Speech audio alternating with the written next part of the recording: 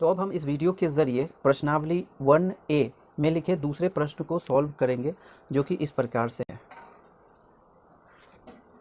इसमें लिखा है एक समकोण त्रिभुज ABC में कोण B बराबर 90 डिग्री। यदि tan A बराबर 1 तो सत्यापित कीजिए कि 2 sin A into cos A बराबर 1।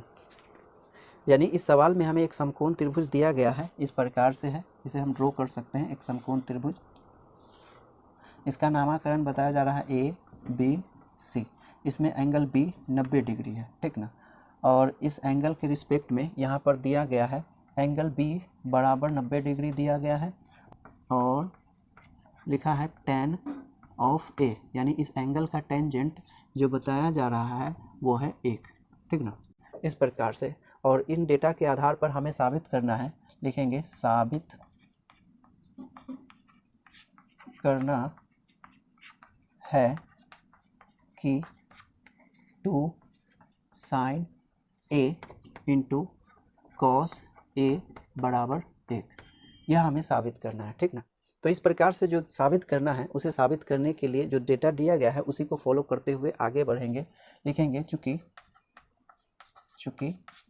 दिया गया है tan A बराबर 1, है ना, और यह जो tan होता है वो होता है लंब और आधार का अनुपात, ठीक, लंब और आधार का अनुपात। तो इस त्रिभुज में अगर हम लंब की बात करें तो ये जो भुजा हो जाएगी क्षैतिज भुजा, ये हो जाएगी इस त्रिभुज के लिए लंब।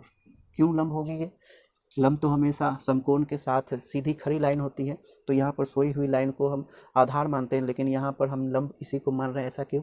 ऐसा इसलिए कि समकोण को छोड़ करके, समकोण त्रिभुज में समकोण को छोड़ करके अगर हम किसी दूसरे एंगल को कंसीडर करते हैं, जैसे A और यहाँ पर C है, तो इनके रिस्पेक्ट में लंब और आधार चेंज होते रहते हैं। कर्ण हमेशा फिक्स रहता है, लेकिन लंब और आधार हमेशा चेंज होते रहते हैं। क्योंकि यहाँ पर हम इस एंगल को कंसीडर कर रहे हैं और सवाल में दिया गया है इसी एंगल के रिस्पेक्ट में ये, है ना, और इस एंगल के रिस्पेक्ट में ये जो हो जाएगा ये लंब हो जाएगा, ठीक ना। ध्यान रहे, अभी हम इस एंगल को कंसीडर कर रहे हैं, तो इस एंगल के रिस्पेक्ट में इसके सामने की भुजा लंब हो जाएगी। जब हम इस एंगल को कंसीडर करेंगे, है ना, तो इसके सामने की भुजा लंब होगी। लेकिन इस सवाल में इस एंगल को कंसीडर किया गया, तो इसके रिस्पेक्ट में लंब ये है और आधार ये हो जाएगी, ठीक ना। तो इसे कहेंगे क्या चीज़? आधार, ठीक। और कर्ण तो यही है, तो इसी आधार पे इसे साबित करना है। क्या साबित करना है? 2 sin A into cos A बराबर 1। तो यहाँ पर sin A लंब और कर्ण का अनुपात होता है, इसी प्रकार cos A आधार और कर्ण का अनुपात होता है, इसीलिए हमें यहाँ पर कर्ण की आवश्यकता होगी। पर अगर हम देखें तो दिया गया है tan A बराबर 1, यहाँ पर कुछ नहीं है, तो यहाँ पर हम बट्टे में इसके 1 कंसीडर कर सकते हैं, ठीक। तो इसके रिस्पेक्ट में यहाँ लंब कितना हो गया? 1 लिखेंगे। अतः लंब यहाँ पर हो जाएगी कितना? 1, और आधार होगी कितना? 1, क्योंकि यहाँ पर लंब का कोई मात्रक नहीं है, इसीलिए हम इसे इकाई मान लेंगे, ठीक। इसी प्रकार इसकी भी इकाई मान लेंगे, ठीक ना।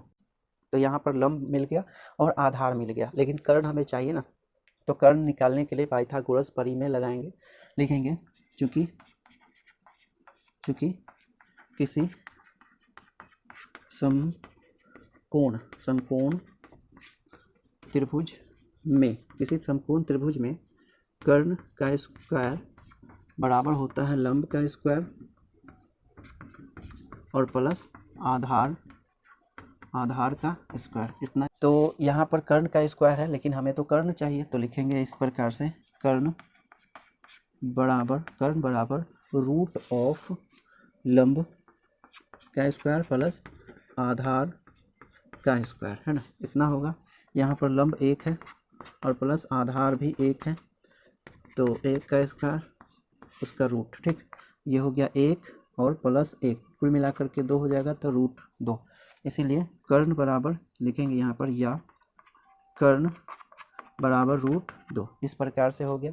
अब हमें ये साबित करना है, तो इसे हम लिख लेते हैं। साबित करना है 2 sin A into cos A बराबर 1, तो यहाँ पर लिखेंगे 2 sin A into cos A, या 2 की जगह पर 2, लेकिन ये जो sin A है ये है लंब और कर्ण का अनुपात, तो लंब ये रहा, लिखेंगे लंब और कर्ण का अनुपात रहता है, तो कर्ण और गुणे में है आधार, क्योंकि ये आधार और कर्ण का अनुपात है तो लिखेंगे आधार बटे कर्ण, है ना।